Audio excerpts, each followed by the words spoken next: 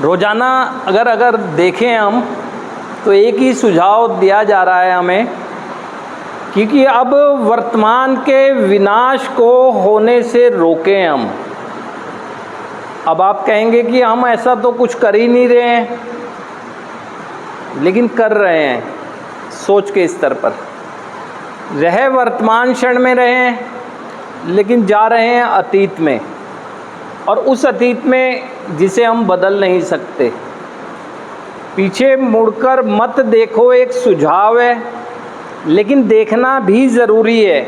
लेकिन ज़रूरी तब है जब हम अपना विकास कर रहे हैं और विकास के रास्ते में कोई ऐसी चीज़ हमारे मस्तिष्क में आ जाए जिसके बुरे परिणाम हमने पास्ट में भुगते हुए हैं। देखते मत रहें मात्र ना, लेकिन हम करते क्या हैं।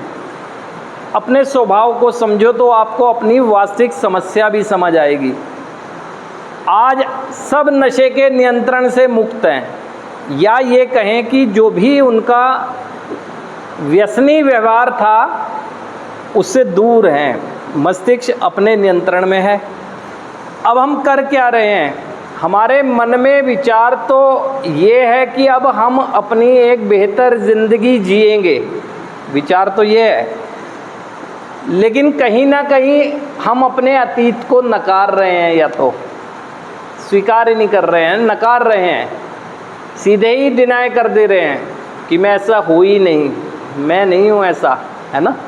ब्लेम गेम खेल रहे हैं, डिनाइल मोड में है, या वर्तमान में रहते हुए अगर एक्सेप्ट कर भी रहे हैं तो एक्सेप्टेंस से आत्मग्लानि और पछतावे में जी रहे हैं। दोनों ही स्थिति में मेरा जो अच्छा विचार है बेहतर ज़िंदगी जीने का पूरा होने की संभावना ही नहीं है, क्योंकि नकारते रहेंगे अगर पास्ट को, तो फिर पास्ट को वैसे ही जाकर जिएंगे, परिणाम फिर वही आएंगे।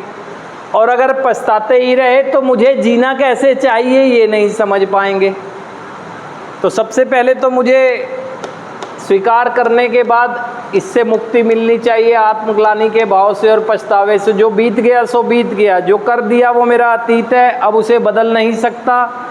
वर्तमान में रहकर जो मुझे करना चाहिए बेहतरी के लिए वो करूँगा, जिससे मुझे मानसिक सुकून भी मिलता रहे, और ज़िंदगी को कैसे आगे बढ़ाना चाहिए ये भी मैं समझता रहूं। उसके लिए 12 कदमों की उपचार पद्धति में 8वां 9वां कदम दिया हुआ है। आप ये देखें कि आप जिन जिन घटनाक्रमों को स्वीकार कर रहे हैं